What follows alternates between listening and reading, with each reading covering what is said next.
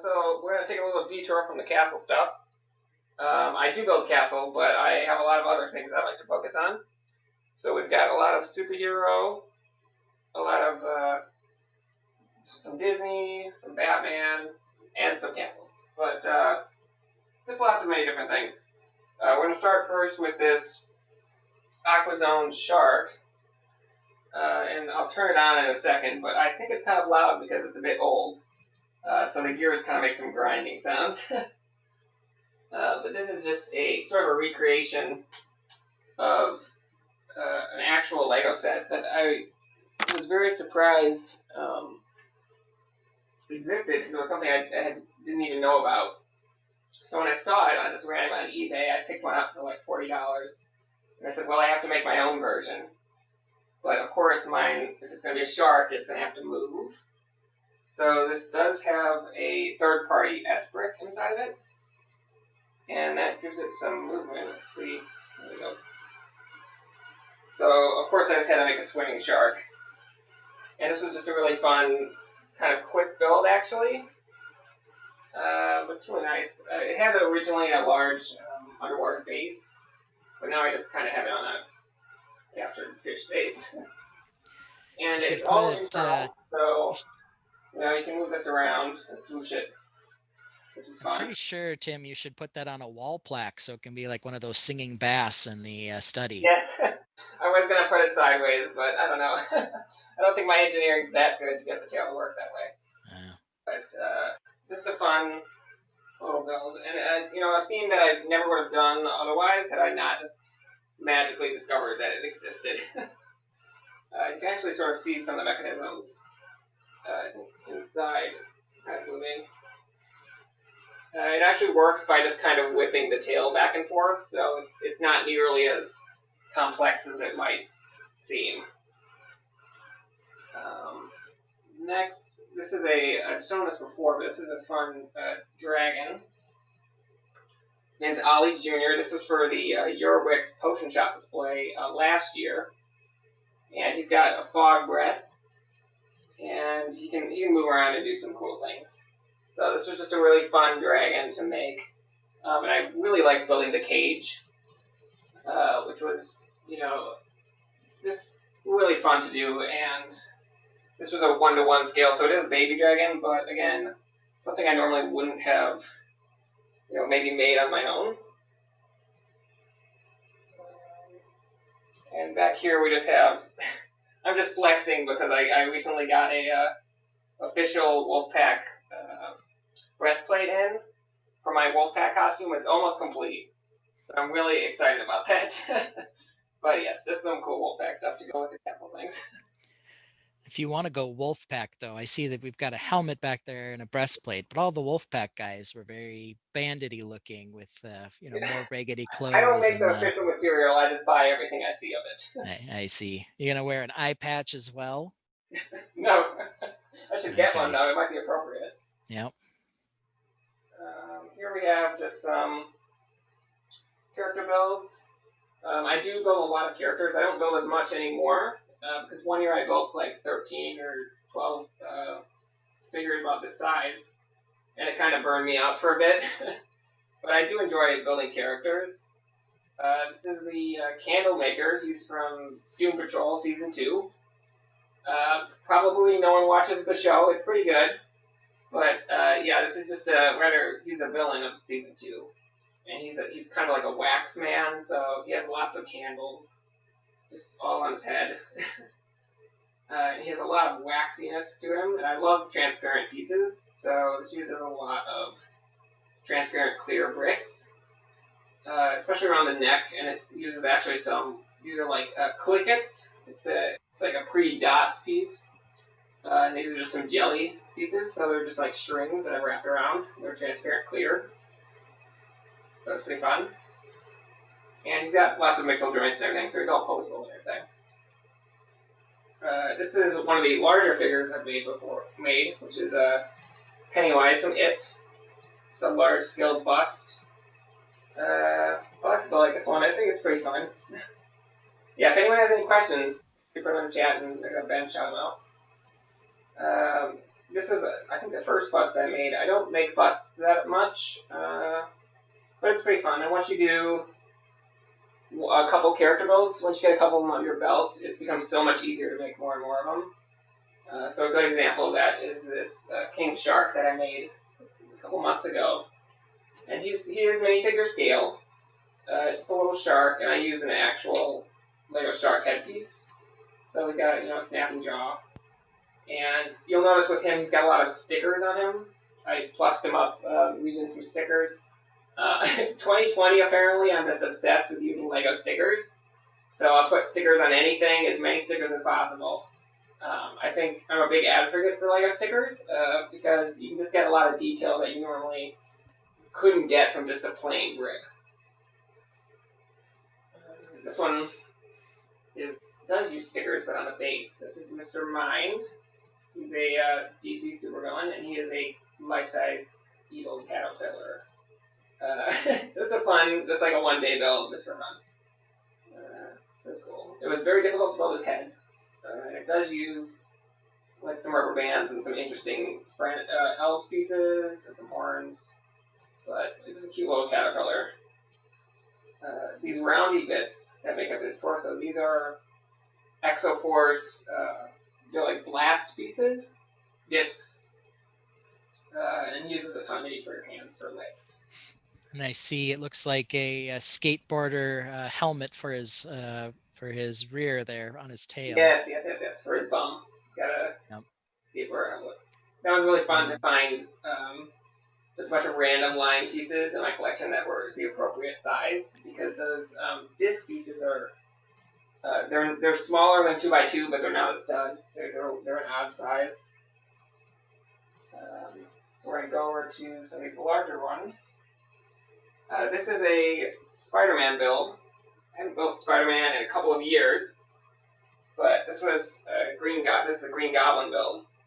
And this was actually a build that was voted on by my Instagram for choosing what to build. Sometimes I'll post random questions with very vaguely worded choices, and then just see what people want. So this is Attic Goblins. This is the Green Goblins lair. This is a very dynamic base. I'm kind of obsessed with not using base plates. I want to make builds not square. I want to make them interesting and visually shaped well, so that they're just fun to look at from any side. I put the shark head on using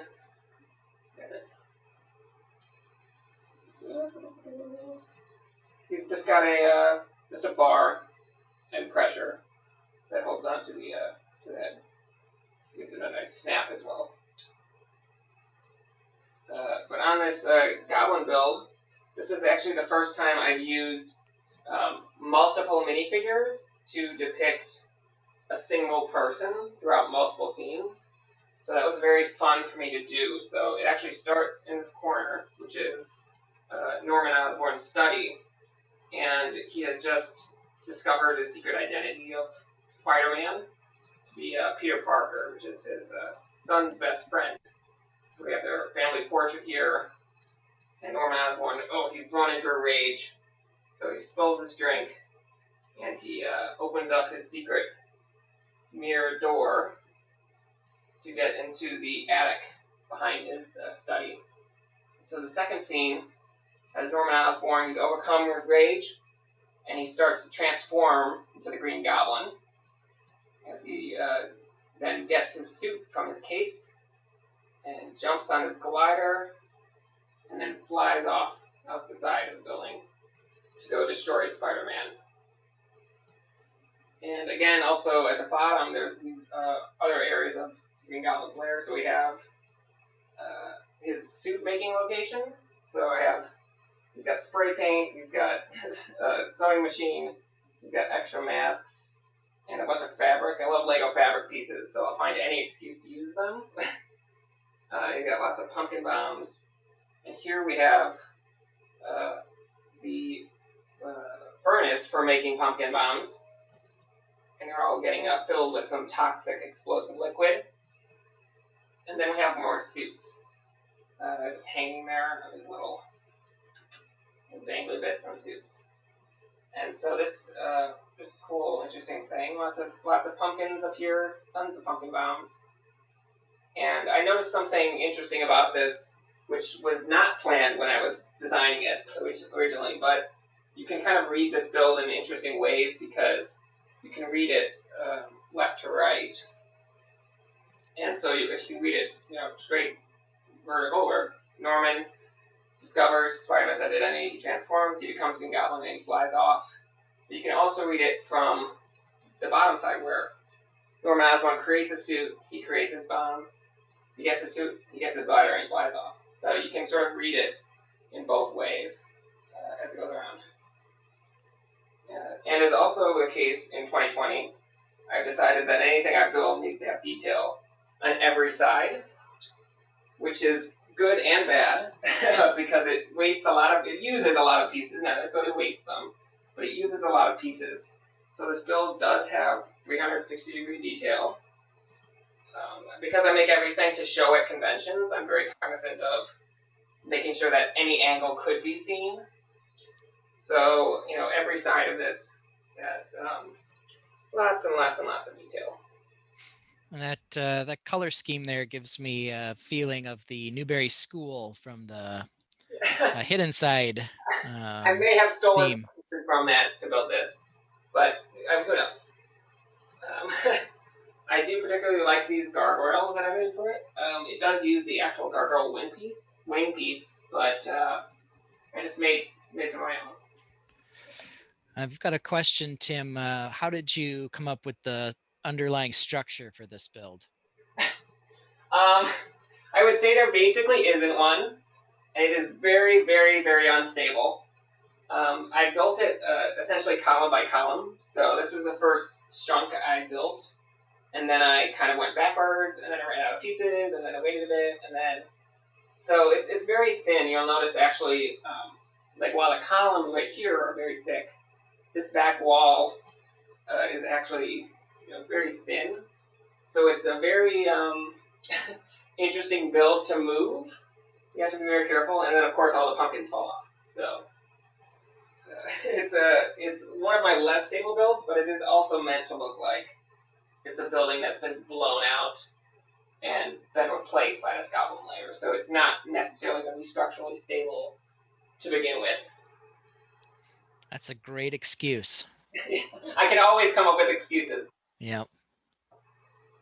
This next build is a smaller vignette. This one I made at the end of 2019. I was only able to show it off at a couple conventions, but it's one of my favorite builds. This is Riddler's detective office.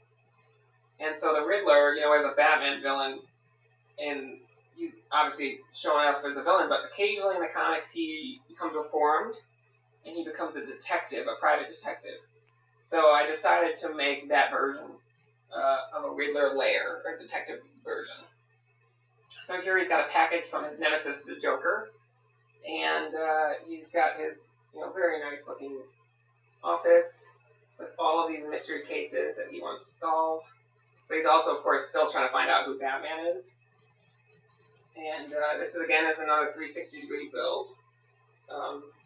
One of my favorite bits is this custom door that I had to create. Because I needed to have that private detective lettering on the window, which is sort of iconic for the genre. And I did this by using a window piece and an actual door. So this brown is a door that's been turned sideways so that I could get the same depth of the door. Otherwise, the door would be thicker at the bottom and it would look weird. This does have 360-degree detailing. I particularly like the windows on this. I think it's pretty interesting. It looks cool, and it's a nice color scheme with the green. And this was like a 2-day build. And I built it mostly in one sitting because this was my start of just ordering a bunch of random pieces from Bricks and Pieces online, and then just sitting down and building with them. So I was able to build pretty quickly with this because I had all of the parts on hand, which is really exciting. And my favorite detail about this is something that even if you were at a physical convention, you wouldn't be able to see because it's kind of hidden. But because we're here on this virtual convention, I can show you it. and that's this desk. So I wanted to make some nice furniture pieces, and so this is one of them. This is the Riddler's desk, and it's got its hat, of course, a phone, some newspaper, and it does have this interesting damage at the front. That's because the Riddler has many enemies, and so, he did build in a weapon into his desk, and he may have inlaid it with some lead, just in case someone tries to, rough him up a bit. So it's just a fun little detail, character point that you wouldn't really be able to see unless you were told about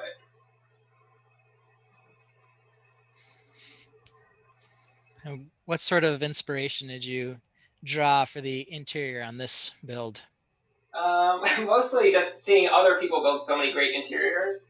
It's not something I do frequently. It's something I'm doing now. So I just love getting it's about the character points. Having a weapon like that in there, it shows so much personality to the characters.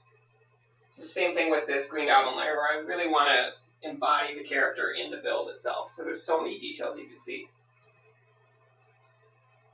Next up, we have a series of cars.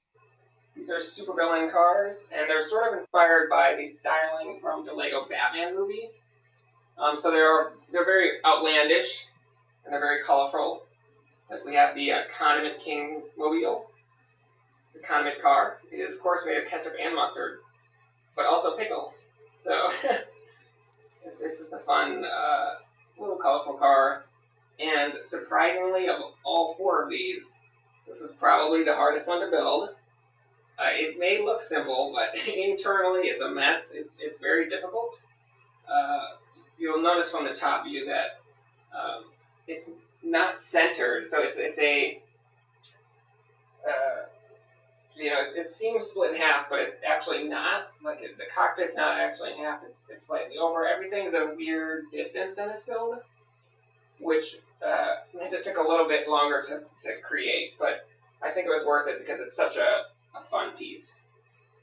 My favorite detail on this is if you open up the cockpit, and let's get kind of came out there. It does, of course, have a little pickle pedal, on theme, on brand. So the pickle cannon with the cactus minifig piece there. That's just too precious. The high velocity I love it. cannon. Yep. Next up, this is the Killer Moth Mobile. This one took a long time to build because, as is frequently the case, I design with parts that don't exist. I just sort of assume that a piece is in a color, and then I put it in my build and then find out later it's not. So I had to sit on this one for like 6 months to get the parts I needed. But I think it was worth it. It's fun. This one is sort of a play on multiple Batmobiles. So you have, sort of the classic big face at the front, and then you have sort of the Tim Burton style on the side. But you got almost tumbler wheels at the back, but it has a Batman v Superman, wing type at the top. And this one is interesting. It's a two-seater, but it has this crazy bubble canopy. And this is actually made from 3 separate window pieces, which is pretty crazy. And again, I love transparent pieces, so with a lot of these, I'm just trying to see how crazy of almost a cockpit I can make for the build. Here we have the Catmobile. This is the first one I made. I think I built this maybe in like 2017 or something. These were a lot older. I discovered that I was building only one a year, and that made me upset, so I have to make more of them now. This one is nice. This is very smooth. I don't build cars much, so it was kind of trying to see if I could come up with a car. It's not something I'm a strong suit in building, so it was a fun challenge to do these sort of things. And if Catman ever doesn't want it, you can use classic Wolverine in it instead. Yes. There's probably a number of clawed characters that I could use. This one does have some play features, so I think, it shoots. I think I originally built this for a contest. Didn't win, but it was a fun build, nonetheless. It also has seats that turn it down. So. And is that the classic yellow, or is that a different yellow shade? This is a bright light yellow. So, This is the newest car. This is the let's see. This is the Clock Kingmobile. This one is really crazy. It looks simple, but I did spend like 5 hours trying to get this sort of angle on the side of it. I don't know if it was worth it, but it was a thing that I did. So it's very it's kind of almost Rolls Royce. It's very fancy. It has, of course, the clock motif. It's got almost like clock hands right here at the bottom. It's got giant wheels. It's got a crown on the top, of course. Lots of curves in there. I love building curves on here. It does have some wood interior. Again, stickers. That's fun. And the clocks on this are stickers. They're from a Lego Extra set. So it's a Lego set that's specifically just stickers. It's a bunch of city sticker sheets.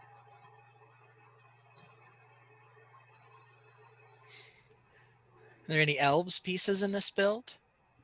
I don't think so. It wouldn't surprise me, though, if there were. That's surprising. Tim is a big fan of the color scheme and ideas from some of those elf sets. Yeah. Some of the things some builders, male builders in particular, might not be drawn to, but they really have some really unique colors and cloth pieces to use. So it's one of those things where when you're primarily a mock builder, someone who builds their own designs, you tend to have a different eye for what you're looking for than maybe someone who intends to keep the set together. Yeah. And speaking of color and cloth pieces, this Maleficent build uses some bright colors from the Elves line. This is the Spring Yellowish Green. And a cloth piece. It's an Ninjago set piece. But this is a representation of Maleficent from Sleeping Beauty. Get around it, get a better view of it. This is built, I think, 2015. It's one of my favorite builds, and I'm really happy to still have it in my collection. Just a fun vignette. And it's a Disney. I like building. I like Disney. I would like to build more. I just wish, maybe we had some more Disney minifigures. If Lego could get on that. This is just a fun transformation scene, and of course, dragons are fun to build. And so this one has some nice curvature to it. As I was setting this up yesterday, I kept seeing a lot of things on it where I wish there were other pieces maybe available to me at the time. And so I have to say, as a character builder, we're kind of at a really fortunate period of time for Lego, because there are just so many pieces available to us now that we normally wouldn't have, like curved tile, curved wedge slopes, and those are things that I didn't have when I was building this, and so I immediately can look at this build now and say, oh, I would have done this, this, or that. But I'm really happy to have a collection that I'm able to keep together, so I'm able to keep these builds together and almost use them as like a living portfolio to look at them. This is my newest build. I made this the start of October. This is just a bust of Robert Pattinson's Batman. And it uses tons of new pieces as opposed to the Maleficent build. So there's lots of curved wedge slopes and curved tiles. All the goodies that people would love to have back then. So that's an overview of all the builds I have here. Is the front of the Robert Pattinson build, the lower part, is that black? It kind of looks dark brown from your yeah, it's dark brown. So the chest plate and all the arms, those are dark brown. And that was an aesthetic choice I made. Just because black, I think, wouldn't shine up well. And also to kind of get that gritty tone that we've seen so far from the trailers for this unreleased film.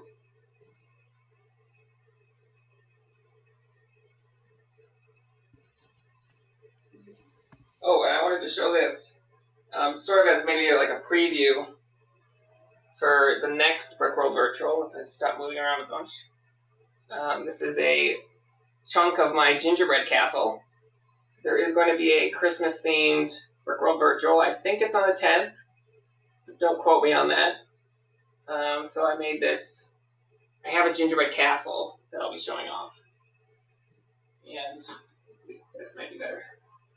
And this is just one of the towers from the castle, so just fun. Lots of different style building is fun for me. And the dripping icing, it's very, very cute, very nice touch. Very frosty. Very frosty. It's a great way to waste a lot of pieces. I spend months building this castle, and it never ends. So. And that nougat color makes a interesting gingerbread shade. How many of the gingerbread Christmas Village set did you pick up when that was out? I imagine that was a real highlight to you when you saw that one. Actually, none of them. I didn't buy any of them. I bought one for my sister as a gift, but I don't have one myself. When I was building this castle, actually, I discovered it. Kind of started it like October of last year, so 2020 has been a thing, and it's been kind of waiting for a convention. And so I'm going to make Brickworld Virtual this coming December be that convention, so I can display finally this gingerbread castle. I don't think we got to look at your zoo spec there. Oh yeah, Tim. This is another thing I built a couple months ago that I haven't done anything with. I just made a Zeus because Lego won't give us any more Disney minifigures, so I have to make them myself now. And I really wanted a Zeus to fight a Kratos, and of course it had to be Disney themed. So he's almost done. I'm still working on him, and again, just lots of character builds. It's fun. So.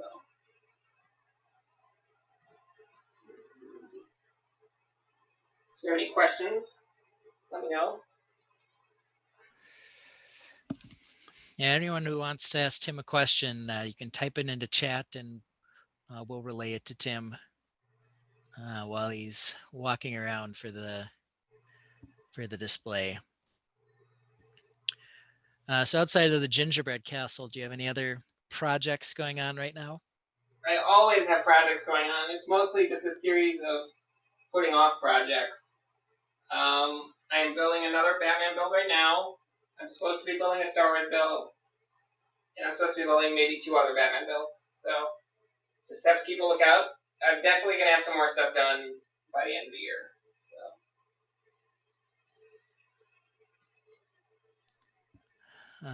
So. Richard, I don't know the answer to that. Does anyone know what that arch piece is? That it's a tan colored piece that's in the Harry Potter sets, I believe, with the 2 arches off the 1 by 1. I don't know if I saw any here. There's that 1 by 1 that has an arch in 2 directions, or maybe it's brown as well. I don't know. And Phil and Maria asked, how many projects do you have in flight? It sounded like you had 3 or so going on right now. I just continually come up with new ideas so that I don't have to work on the current one. So it means I start a lot of things and then put them off. But I've been working on I've been intending to build a Batman build now for like 3 years because I ordered parts for it already. And so I've decided that I'm going to build it this year. Crystal Whitaker, perhaps you know her, asks how many pumpkins are in the Goblin build here? Not enough. When I was finishing this, I actually had to quickly go out and buy an extra Hagrid's hut because I desperately needed more pumpkins. So you can never have enough. But yeah, sometimes as a Lego builder and you're trying to post a build online or something, and you just don't want to wait anymore. So I will on occasion just go buy sets I don't need just for like 1 or 2 pieces.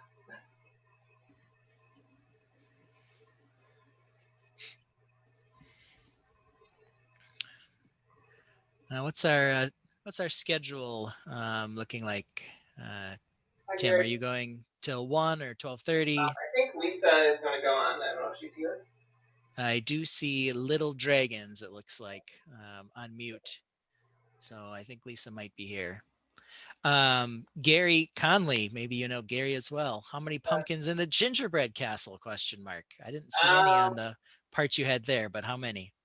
pumpkins in the gingerbread castle? That's what he's asking. I don't None. know. It's gingerbread. This is Christmas, not Halloween, but I guess I could bake some. Yeah. The gingerbread display is always being added to. Is your gingerbread train going to go around the gingerbread castle? And we've had a problem because I need too much track because the castle is too big.